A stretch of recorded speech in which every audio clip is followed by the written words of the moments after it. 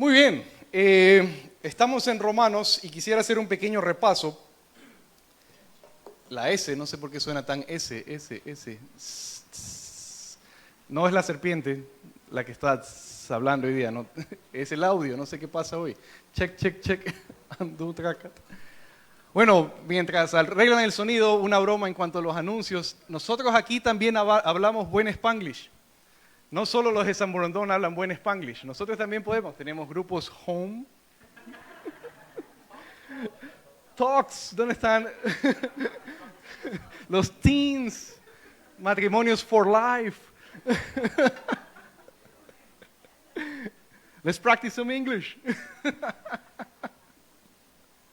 También hablamos Spanglish aquí. No, traduzcamos. Grupos de hogar, caramba. Bueno, el pasaje que nos toca hoy no tiene ese tono tan alegre. Tiene un tono de intercesión.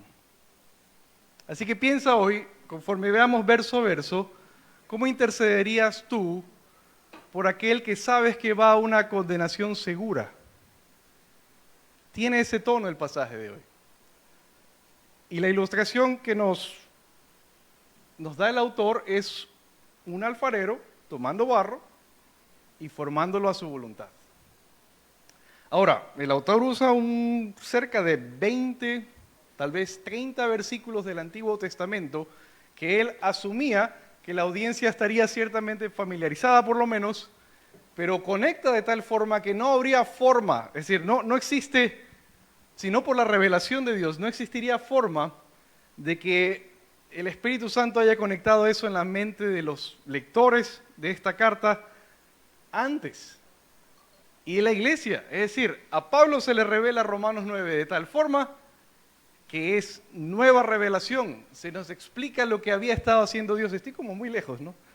Se nos explica lo que había estado hablando Dios o haciendo Dios desde el principio de la creación del mundo. Entonces, Dios creador toma una nación y empieza a trabajar por medio de esa nación. Entonces, ahí tenemos la obra de Dios en Romanos 9. Es impresionante. Un alfarero. ¿Alguno de ustedes ha hecho alfarería? ¿Algunos una vasija? ¿Un florero? ¿Qué? ¿Qué has hecho? Taza de café. ¿Y la oreja cómo la lograste hacer aparte? Difícil. En febrero del año pasado intenté hacer un florero. Intenté porque no salió nada, salió terrible. Mi esposa le salió un poco mejor, pero no, creímos que iba a salir algo como en la película Ghost, algo lindo. No les recomiendo, eso no funciona. Vayan al cine mejor, tengan una cena romántica, compra flores, es más sencillo, no hagas eso en la alfarería. Si no sabes, no te metas. Y exactamente, si no sabes, no te metas. ¿Y cuántas opiniones existen de Romanos 9? Si no sabes, deja quieto. Dios está haciendo su perfecta voluntad en ello. Entonces, hagamos un pequeño repaso. Retomamos Romanos después de hacer pasajes navideños y luego trabajamos Eclesiastés. Recuerdan, empezamos el año con Eclesiastés. Así que, no sé si ustedes recuerdan que Romanos empieza con ¿qué letra?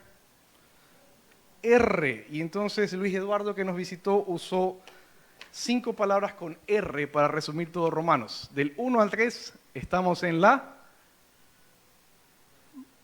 ruina, el pecado. Por causa del pecado estamos en la ruina. Del 4 al 5 Cristo nos da su redención. Del 6 al 8 se nos explica lo que está haciendo el Espíritu Santo en la regeneración.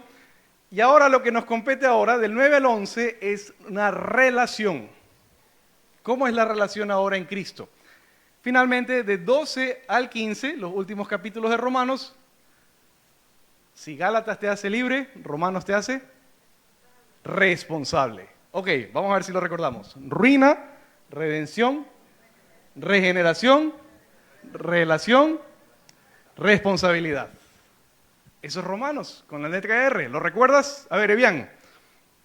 Ruina, redención, regeneración, relación, responsabilidad. José. Ruina, redención, regeneración, relación, responsabilidad. Raúl, ruina, ese es el último. Redención, regeneración, relación, responsabilidad. Ese es un hombre responsable. Responsabilidad, responsabilidad, responsabilidad, siempre responsabilidad. Nos compete ahora lo que es la relación. ¿Cuál era el problema en la iglesia y en general en todas las iglesias del primer siglo? Es que conforme pasaban los años, se convertían menos judíos y se convertían más gentiles. Le dio la vuelta al punto de que ya eran mayoría los gentiles. Entonces, ahorita nos compete esta parte que corresponde a la relación. Entonces, quisiera hablarte, primero, vamos verso a verso. Abre Romanos capítulo 9 y quisiera hablarte del corazón de Pablo. Pablo hace algo que hizo tal vez Moisés muchos años atrás. Vamos a Romanos capítulo 9.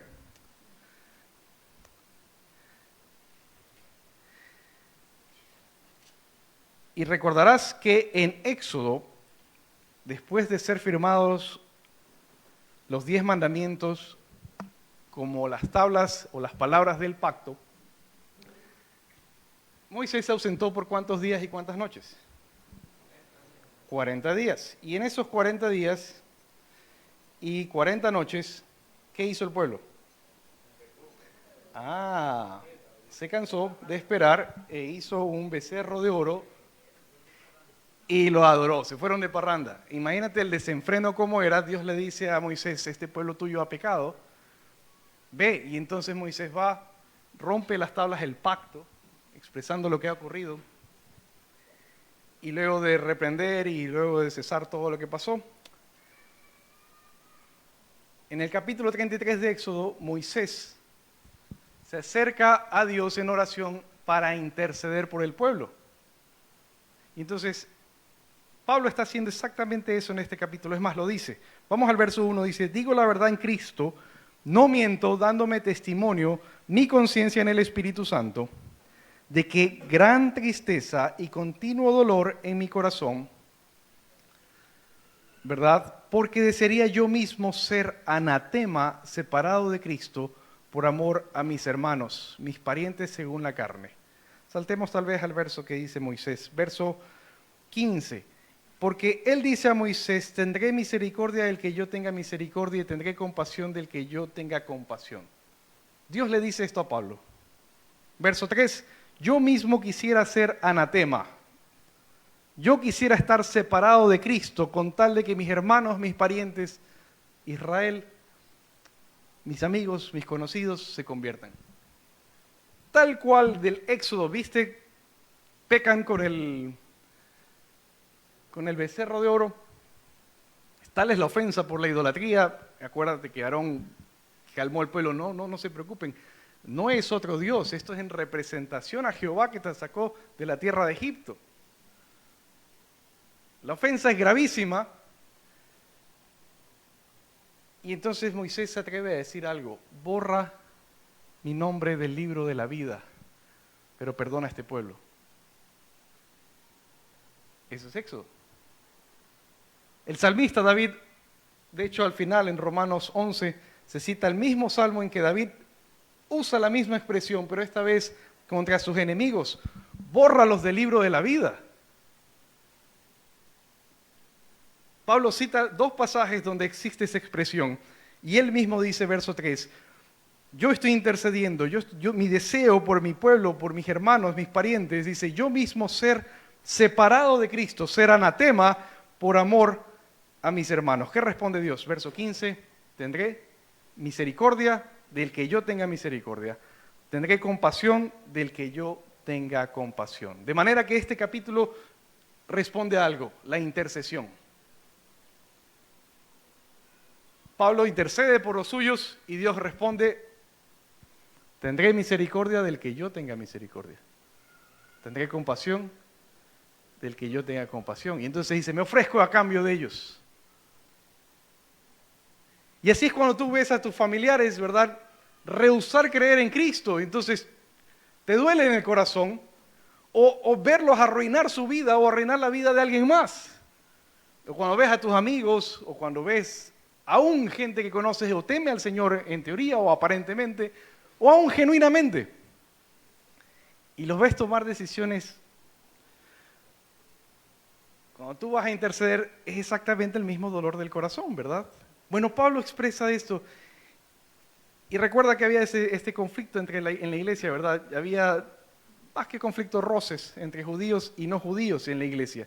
Entonces él va a explicar algo. Lo que vamos a leer en las siguientes 3 semanas, 4 tal vez, debemos leerlo con temor. ¿Por qué? Porque esta sección contiene una advertencia. Y si contiene una advertencia de este tipo, quiero que la leas tú mismo, para que no te atrevas a decir más de lo que dice el texto. Vamos a ver, vamos al capítulo 11 y leamos la advertencia. Sobre Israel, Dios ha dictado una sentencia. Pablo explica la sentencia que le está ocurriendo a Israel, a la nación, y entonces los gentiles están escuchando la explicación de Pablo, y ahora viene la advertencia para todo aquel que no es judío. Verso 18 dice, no seas arrogante para con las ramas refiriéndose a Israel. Pero si eres arrogante, recuerda que tú no eres el que sustenta la raíz, sino que la raíz es la que te sustenta a ti. Verso 20, muy cierto, fueron desgajadas por su incredulidad, pero tú por la fe te mantienes firme. No seas altanero, sino teme. Porque si Dios no perdonó a las ramas naturales, tampoco te perdonará. Y esto responde a una parábola o una alegoría de la vid y sus ramas. La vid siendo Dios plantando la raíz, Israel creciendo, pero en su incredulidad Dios desgaja e inserta ramas de una vid silvestre. Cuando alguien sin temor alguno habla contra Israel, esa advertencia es para él. Atreverse a hablar contra Israel, cuidado, Pablo advierte, no seas altanero, teme. Y para mí es una incógnita, ¿no? Con signo de apertura, interrogación y exclamación también, ¿verdad? ¿Por qué los intelectuales de la academia, de la teología y de la Biblia hablan contra Israel? Es una incógnita, no lo sé. Existiendo tremenda advertencia, hablar contra Israel. Habiendo dicho esto, lo veremos en detalle en 2-3 semanas, no se preocupen. Pero sobre Israel pesa una sentencia. Verso 25, porque no quiero, hermanos, 11:25, que ignoréis este misterio para que no seáis sabios en vuestra propia opinión, que a Israel le ha acontecido un endurecimiento parcial hasta que haya entrado la plenitud de los gentiles. Hay una sentencia sobre Israel. Y quiero hablar de esa sentencia, y eso sí nos compete, capítulo 9, el día de hoy.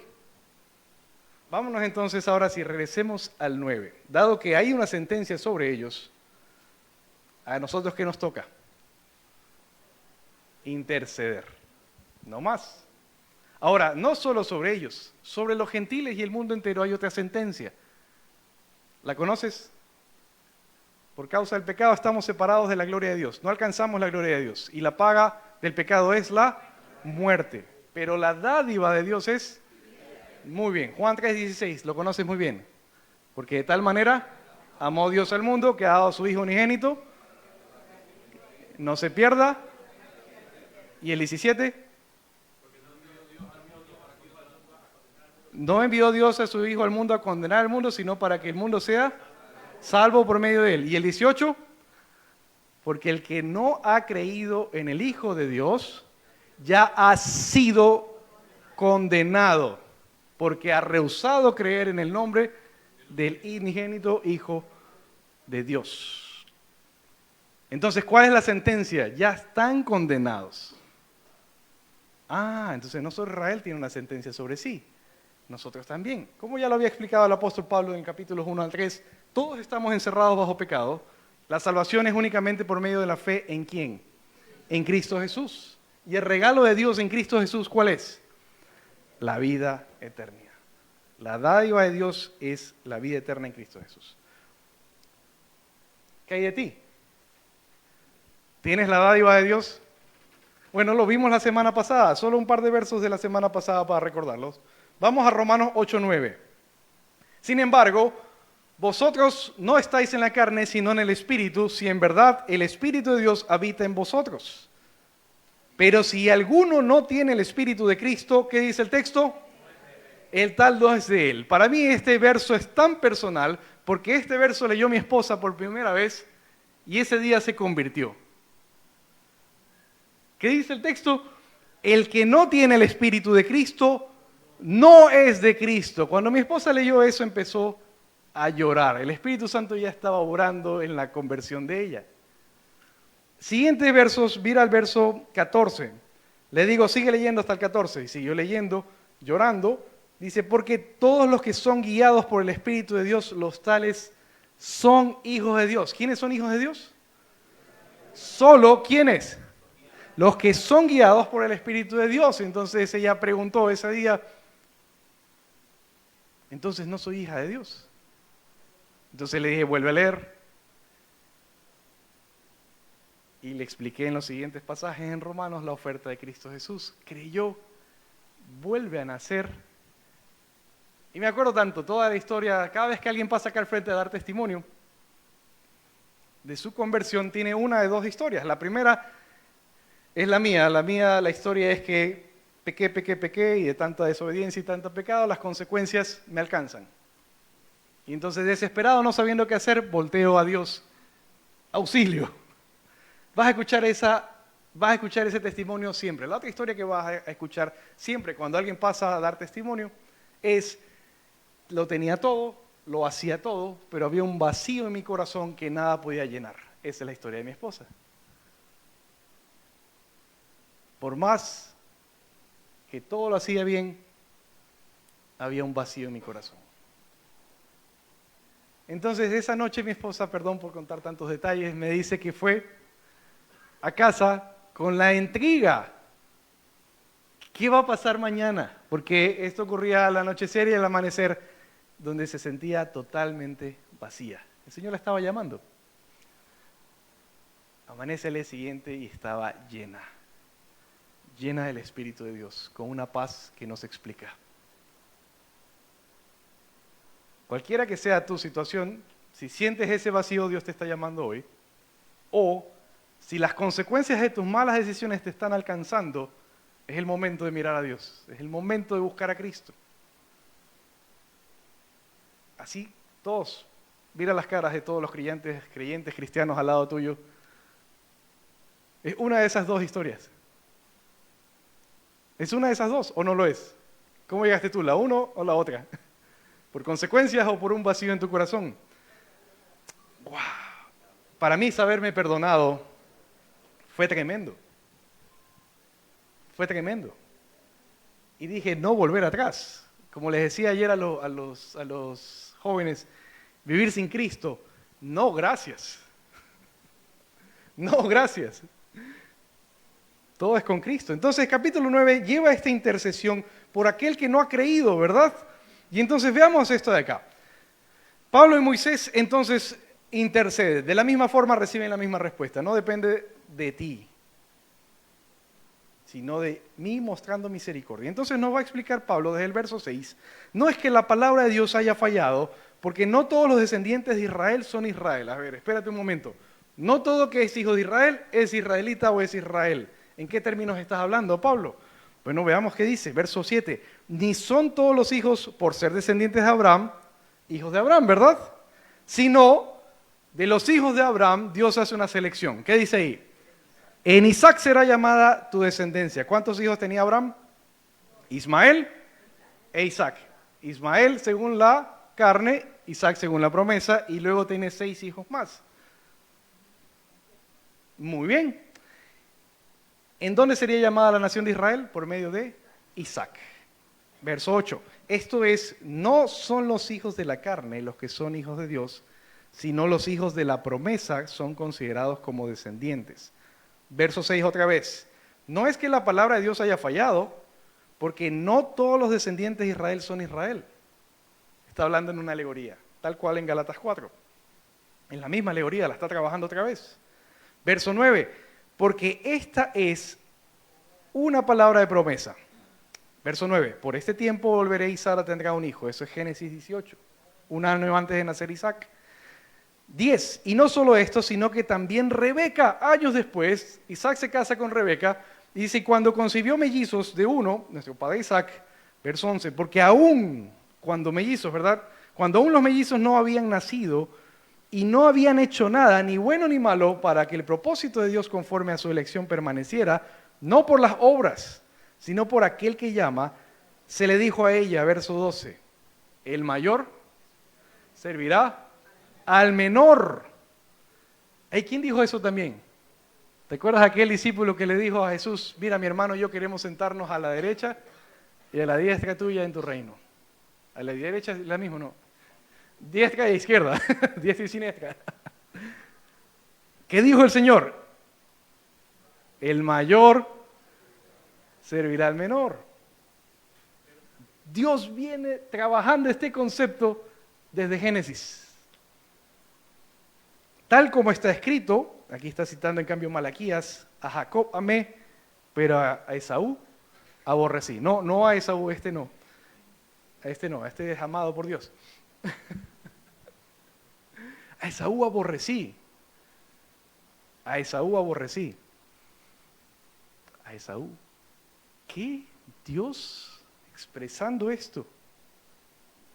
Bueno, claro, en el contexto de Malaquías no está hablando de Esaú, está hablando de la nación de Edom, la nación que los descendientes de Esaú, ¿verdad?, crecieron, formaron, se multiplicaron y se convirtió en enemigo de Israel.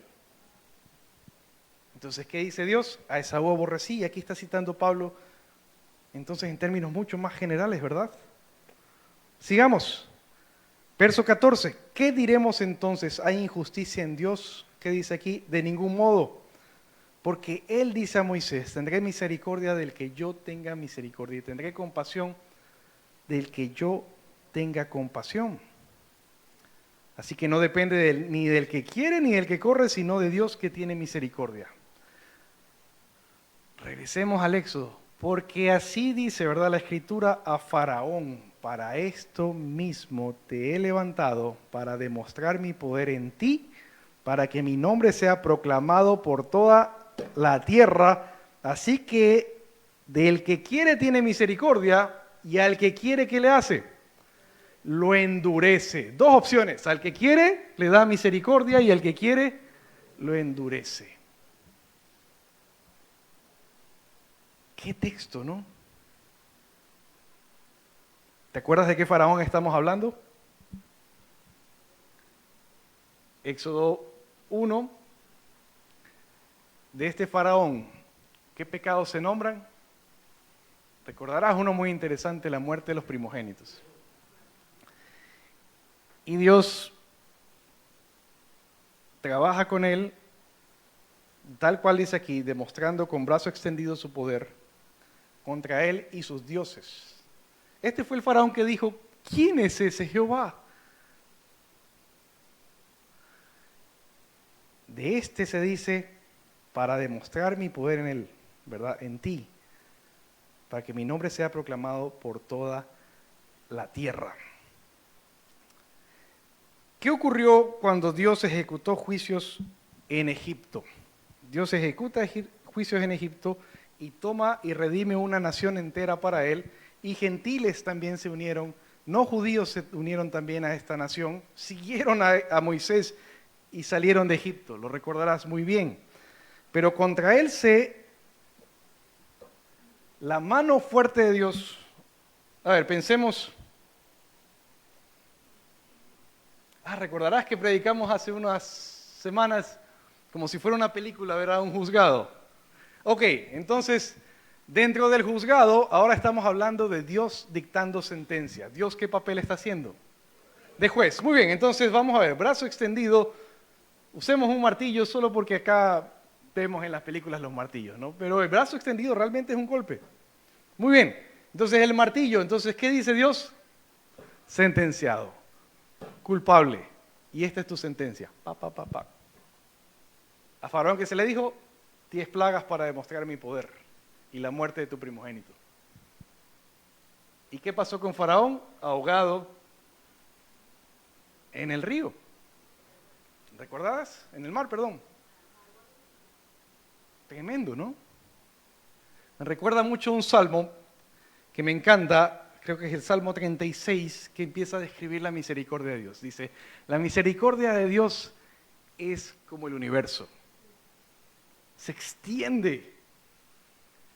Luego dice, su fidelidad es tan alta como las nubes. Y sigue David hablando, ¿verdad? Su justicia es como los montes. ¿Qué está más alto? ¿La justicia o las nubes? Las nubes decimos, ¿verdad? Pero hay montes, fidelidad y justicia. ¿Qué es más alto? ¿Qué es mayor? Hay montes que pasan las nubes. Algunos de ustedes han viajado a la sierra. Yo vengo de la sierra hace unas semanas. Y en eso la neblina, ¿verdad? ¿Has viajado en avión tal vez y has visto el Chimborazo? Hay montes que pasan las nubes. Entonces la justicia y la fidelidad de Dios están por ahí. Y luego dice, pero tus juicios son grande abismo. Una vez que Dios dicta sentencia, te ahogas. Y entonces luego dice, los que te conocen buscan tu misericordia.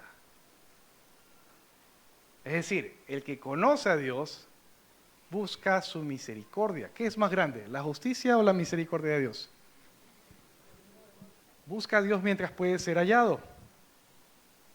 Porque su misericordia está, y está a la oferta, pero una vez que dicta sentencia, es como grande abismo. Abismo en el Antiguo Testamento, la gran mayoría de veces es océano. Una vez que Dios dicta sentencia, te ahogas. Como ves, la Biblia dice, a los hombres se les ha dado el vivir una sola vez y después de eso, el juicio. Grande abismo. Verso 18, así que del que quiere tiene misericordia y al que quiere endurece. Sin embargo, la justicia de Dios no es como la justicia humana. ¿Ustedes creen que Ecuador es un país justo? No, ¿verdad? No, pero pensemos en un país más justo. Finlandia es un país justo. ¿Por qué dudan? La respuesta es no, un no rotundo. Los países nórdicos, los 5, son justos. No hay... Muy bien. Sin embargo, podemos imitar, y el sistema judicial que ha imitado lo más posible la Biblia fue de Inglaterra primero, pero luego los países de habla inglesa, Norteamérica. Pero ¿son justos realmente? Tampoco. ¿La justicia humana alcanza? No. Entonces, ¿cómo es la justicia de Dios? Vamos a ver más pasajes, porque ahorita Pablo dice, vamos a usar Oseas. Quiero que esto les quede claro y voy a usar Oseas. Oseas. Y empieza a hacer preguntas. Me dirás entonces, pues, ¿por qué todavía reprocha a Dios? Verso 19, pues, o porque, ¿quién resiste a su voluntad? Pablo responde con la ilustración del alfarero. ¿Quién eres tú, hombre, que le contestas a Dios? Verso 21, ¿no tiene el alfarero derecho sobre el barro para hacer de la misma masa un vaso para uso honorable y otro para uso ordinario? ¿Y qué si Dios, aunque dispuesto a demostrar su ira y hacer notorio su poder, soportó con mucha paciencia los vasos de ira preparados para destrucción? Lo hizo para dar a conocer las riquezas de su gloria sobre los vasos de misericordia que de antemano Él preparó para gloria. Es decir, nosotros, judíos, a quienes también llamó, no solo de entre los judíos, sino también a quien incluyó. Entonces, de los judíos llama y de los gentiles llama. Como dice Oseas, a los que no eran pueblo, llamaré pueblo mío, y a la que no era amada, amada mía. 26, y acontecerá que en el lugar donde les fue dicho a vosotros, no sois mi pueblo, allí serán llamados hijos del Dios viviente. Entonces, Dios toma la vida de un profeta y le dice, te vas a casar con una mujer de prostitución. Trastorna la vida de este profeta. Y de manera que ella queda embarazada y el profeta no tiene idea si ese hijo es suyo. Y el primer nombre del primer hijo es: no sé si este es mi hijo. La mujer vuelve a quedar embarazada y asimismo el profeta no tiene idea si el segundo hijo es suyo. Y Dios le dice al profeta, le pones este nombre: tampoco sé si es mi hijo. Literalmente eso significan los nombres de los hijos de este profeta. Bueno, son 4. Y cada nombre es más horrible que el anterior. Y Dios trastorna la vida del profeta para contar un mensaje. ¿Dios hace qué? Dios trastorna la vida de un profeta para contar un mensaje. Ahora, yo sé que me has oído decir, porque me encanta decirlo, Dios transforma la vida de una persona y su vida señala a Cristo, porque es lo que nos muestra la Biblia. Pero con Oseas no fue así. Como Oseas fue horrible. Dios trastorna la vida del profeta para contar un mensaje. Y el mensaje de todo el libro de Oseas a la nación de Israel es: ustedes no son mis hijos.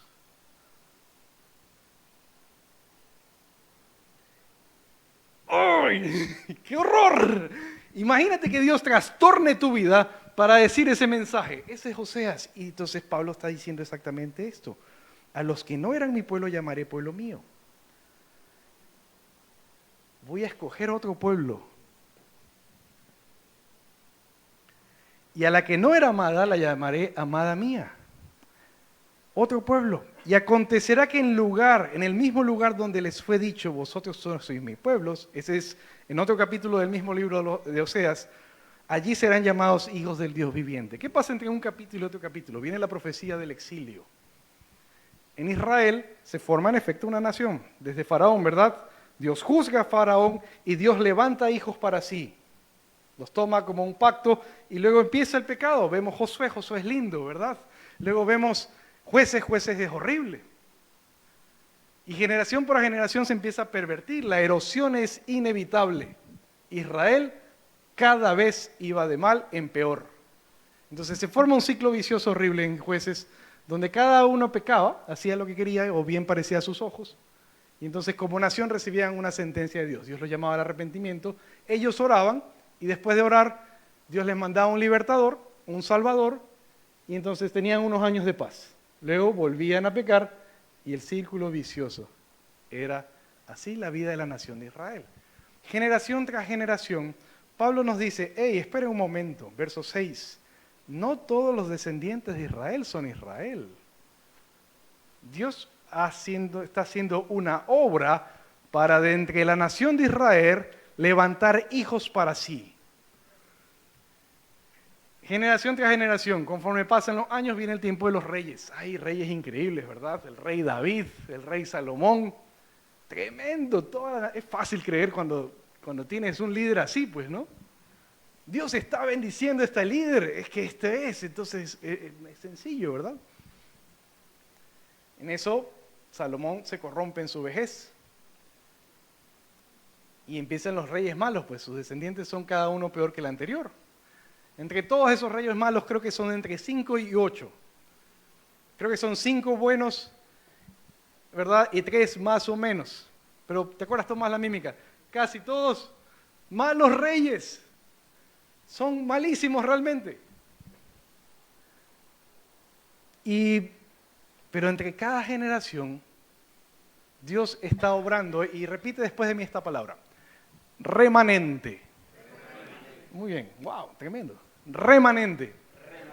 Dios está levantando un remanente. De manera que cada vez que Dios juzgaba a Israel, gente moría y gente sobrevivía. ¿Cómo llama a los sobrevivientes? Remanente. A través del juicio, Dios obraba la justicia de Dios y la mano de Dios caía justamente sobre quienes tenía que caer. Aún los que sobrevivieran, culpables o no, Dios les hacía una oferta: vuelvan a mí. Profeta por profeta, vuelvan a mí y los bendeciré.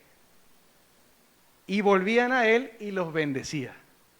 Y entonces, generación tras generación, ¿qué estaba haciendo Dios al trastornar la vida de la nación de Israel, levantando un remanente.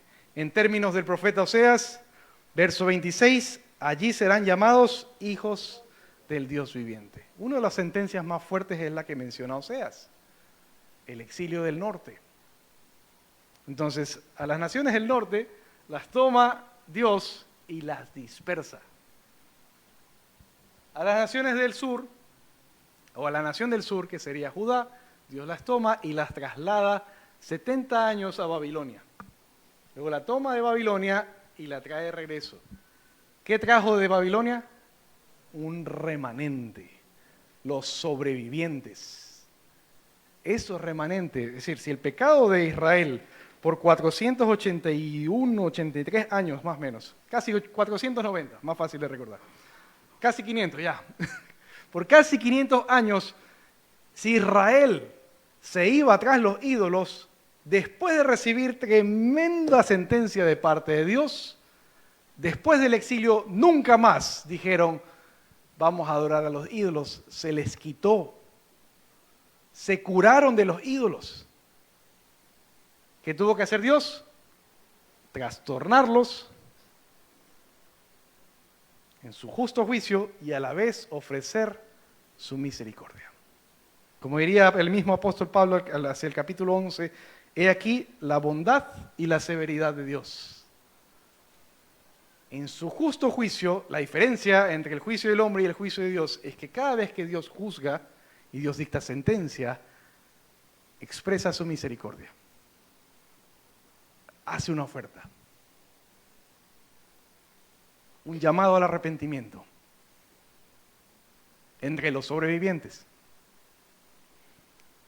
Entonces, ¿qué ha estado haciendo Dios a través de la historia de Israel? Como Pablo nos registra 1, 2, 3, 4, 5, 6, 7, 8, 9, 10, 11, 12, 13. En estas 13 citas pasando por el Antiguo Testamento, Dios ha estado levantando para sí un remanente. Verso de 27. Isaías también exclama en cuanto a Israel, aunque el número de los hijos de Israel sea como la arena del mar, solo el remanente será salvo. Porque el Señor ejecutará su palabra sobre la tierra cabalmente y con brevedad. Respondiendo al verso 6, recordarás esta frase, no es que la palabra de Dios haya fallado, porque no todos los descendientes de Israel son Israel. ¿Qué tiene que hacer Dios para que el ser humano vuelva su corazón a Él? El mensaje de todos los profetas, sin excepción, es vuelvan a mí de todo corazón. Vuelvan a mí, vuélvanse a mí, arrepiéntanse, vengan a mí. Jeremías dice, si vas a volver, que sea a mí. Es decir, habían racionalizado el arrepentimiento. Ok, voy a dejar esto, pero no vuelvo a Dios. Voy a dejar de hacer estas cosas que son malas para que Dios no me castigue, pero ha vuelto a Dios. No, el arrepentimiento del Antiguo Testamento conlleva un cambio de dirección. Si estás yendo lejos de Dios, volver a Dios. Y ese es el mensaje, vuelvan a mí, de todos los profetas. Cuando llega acá, dice Isaías, solo el remanente será salvo. Verso 28, porque el Señor ejecutará su palabra sobre la tierra cabalmente y con brevedad. Isaías no está en este capítulo, pero Isaías es aquel, y junto con otros profetas, que nos informa que es Dios que está atrás de la calamidad. Es Dios el que está atrás del exilio. Es Dios el que está atrás del rey de Babilonia. Es Dios el que está atrás del rey de Persia. Es Dios el que ha juzgado a la nación de Israel. ¿Y qué había estado haciendo Dios de la nación de Israel? Producir en ellos, verso 26, hijos del Dios viviente. Hijos de Dios. ¿Cómo? ¿Cómo es que Dios genera hijos de Dios? Trastornando sus vidas. ¿Por qué llegué a Cristo? Porque Dios trastornó mi vida. El año que yo llegué a Cristo, me alcanzaron las consecuencias de malas decisiones, pedí ayuda a Dios, Dios me rescató de mis malas decisiones, pero pocos meses después murió mi papá y mi vida fue trastornada. Yo tenía 16 años de edad. Si tú estás aquí es porque tu vida fue trastornada. ¿Qué significa? Que Dios está obrando en ti, algo que va a decirnos aquí el apóstol Pablo hacia el final. Verso 29, Isaías predijo, si el Señor de los ejércitos no nos hubiera dejado descendencia o ese remanente, hubiéramos llegado a ser como Sodoma y hechos semejantes a Gomorra. Es decir, ¿cuántos de toda la nación de Israel creyeron? Un remanente, los sobrevivientes. Verso 30, ¿qué diremos entonces?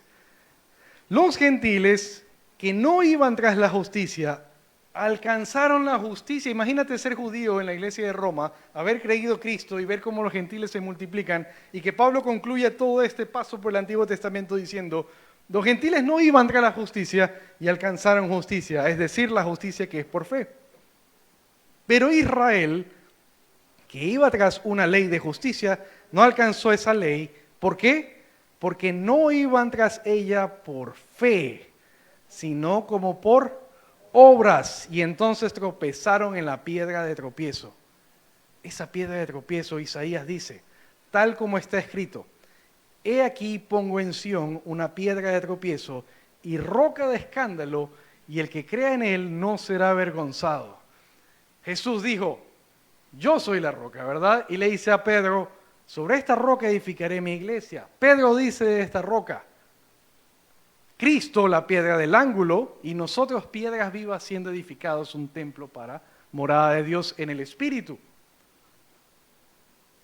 ¿Qué hizo Dios con Israel y necesita una roca más grande? Gilbert, tú tienes cara. Tú tienes cara de piedra, ven acá.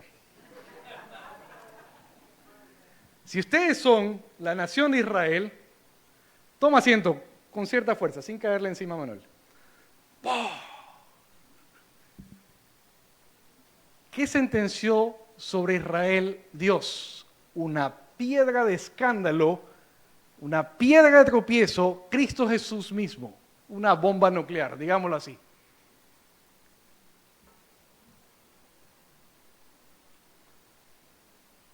¿Cómo dice? He aquí pongo en Sión una piedra de tropiezo y roca de escándalo, el que crea en él no será avergonzado. Dos opciones, tropezar y escandalizarte, o creer. ¿Cuál es la sentencia de Dios para trastornar Israel, para generar hijos para sí? Una piedra de tropiezo. El juicio de Dios cae sobre ellos, pero espérate, hay una sentencia más. ¿Tú te acuerdas que Jesús llega a Jerusalén en Lucas y llora? Lucas 17, ve desde los montes, ve a Jerusalén, llora. ¿Por qué no conociste el día de tu visitación, oh Jerusalén, que matas a los profetas? 19, se acerca, llega, entra a Jerusalén y llora Jesús otra vez. Por causa de tu incredulidad serás arrasada por los gentiles hasta que se complete el tiempo de los gentiles. Sentencia a Jesús sobre Jerusalén. Entra, lo crucifican. Poco antes de crucificarlo, recordarás, y si no fuera por el apóstol Juan no entenderíamos Zacarías, que lo que había ocurrido es que Dios dice que Jerusalén o Israel estaría tan endurecido que rechazaría al Mesías. De manera que los representantes de la nación llevan a Jesús ante Pilato y le dicen, crucifícalo. Y Pilato dice, pero es el rey de los judíos. Y ellos dicen, no tenemos más rey que César. Eso está profetizado en Zacarías 11. Pablo nos informa que por causa de ese pecado, Israel recibe una sentencia. Lucas lo explica un poquito más, pero Pablo dice un endurecimiento parcial, como Faraón. Imagínate a Pablo en el inicio con profundo dolor intercediendo por una nación que ya fue sentenciada. Tremendo. Y esos son estos 3 capítulos. Dios está generando hijos por medio de su justicia. Y en su justo juicio hay misericordia. Y Dios levanta un remanente. El justo juicio de Dios con misericordia. Cristo es esa piedra de tropiezo. De manera que cuando tú intercedes por un familiar que no ha creído, tú vas a ver 2 reacciones. Tú le predicas a tu familiar, su corazón endurecido, tropiezo y escándalo.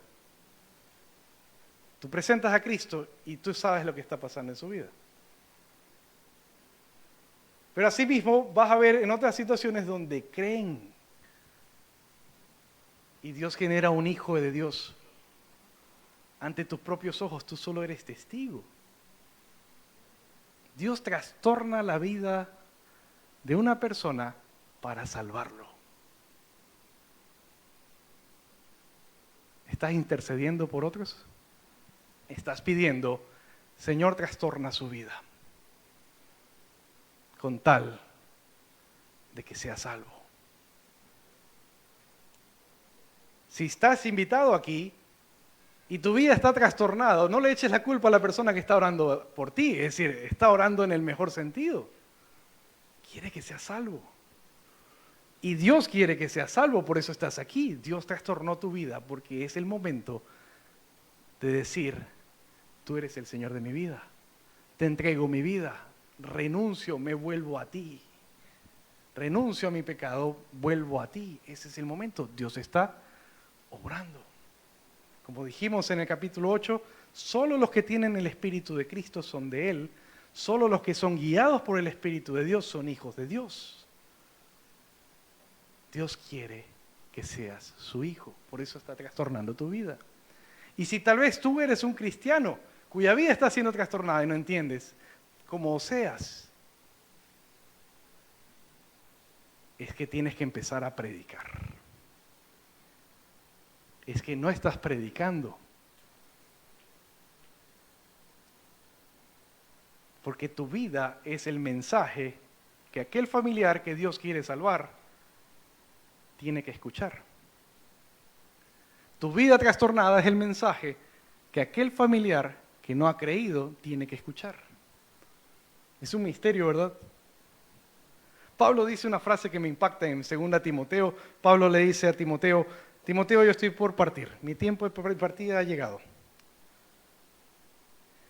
Predica a tiempo y fuera de tiempo, haz trabajo de evangelista, ¿verdad? Poco antes de eso le dice, yo soporto prisiones como un malhechor, pero todo lo soporto por amor a los escogidos, para que ellos también alcancen salvación que es en Cristo Jesús. Espérate, ¿pero no son escogidos? Sí, son escogidos. Pero Dios sabe quiénes son los escogidos, no tú. Y Dios por alguna razón cargó sobre ti todo el peso de la predicación. ¿Tu vida está siendo trastornada? ¿Qué está haciendo Dios?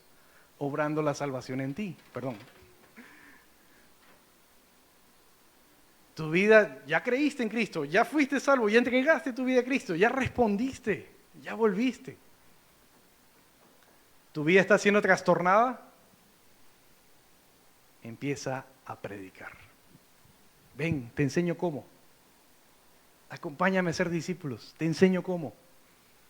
Hay todas estas actividades para aprender cómo. Una vez al mes también nos reunimos aquí, café, bolón y Biblia. Te enseño cómo. Tu familia necesita tu vida transformada o trastornada, perdón. Y escuchar de ti qué es lo que está pasando. ¿Qué es lo que Dios está haciendo? Consuelo, salvación. ¿Te has dado cuenta que los que te dicen, verdad? No, no me prediques, ahorita no me hables, no me interesa eso. Les pasa algo malo, ven, ora por mí, ayúdame. Eso, ahí es donde tienes que predicar. Un poquito más claro, Romanos 9. Perdón si me he excedido. Pero nos queda Romanos 10, Romanos 11, que también son así de espesos. Así que Vamos a ir despacio, tal vez partamos uno de estos dos capítulos, porque son extensos. Vamos a orar.